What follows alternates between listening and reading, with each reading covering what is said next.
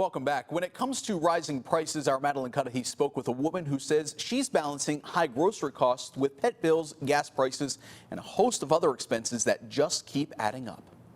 For Gina Falcone, like millions of Americans during this turbulent economic time, budgeting has become an essential part of making sure her bills don't become overwhelming.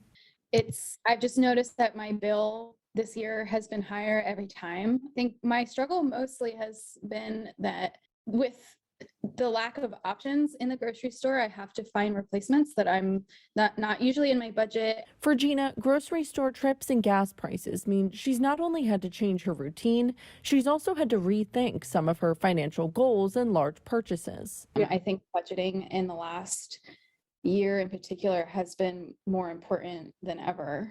Those are just everyday life things that I've been more conscious of. Greg McBride, an inflation and economy expert with Bankrate, says Gina's not alone. The biggest contributors to the increase that we had seen this month: food, electricity, and shelter. They're all necessities. There's no discretionary spending there. And so that's what's really squeezing household budgets. And because they're necessities, there's not a whole lot you can do about it. To fight inflation, the Fed may resort to a tool it hasn't used since the year 2000, a half-point interest rate hike. It's a move, McBride says, still may not solve the price problem.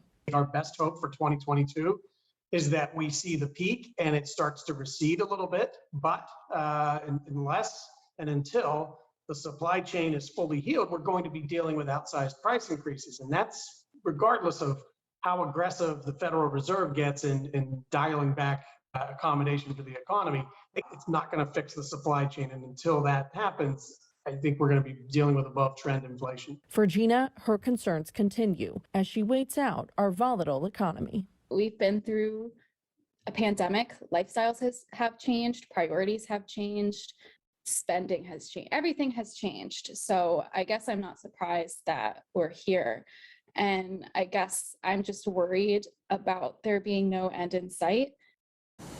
Madeline, great story. Budgeting tip question. What are some tips that could help people down the line with, some of those big bills and cutting down on them at the end of the month? Well, we know people are struggling with that. And some of these may seem like simple chores, but even turning down the thermostat when you go to sleep, replacing those air filters, washing your clothes in cold water, those are simple things. But the other thing you really want to make sure is that you are keeping track of your spending and cutting out any excess. I like the thermostat idea. Who doesn't like, bundling up under the blankets at the end of the night? What are some things experts suggest to do if you're looking to maybe save on groceries? That's a big one right now, of course. And of course, you want to go in with a list. We all know how tempting it is to just start grabbing things. But we also want to make sure we're signing up for those loyalty cards, using those any rewards points you have for grocery stores. That is going to cost some costs as well. Those gas perks, they add up. Yes, they Cheap do. gas, especially now. Thank you so much, Madeline. And we'll be right back.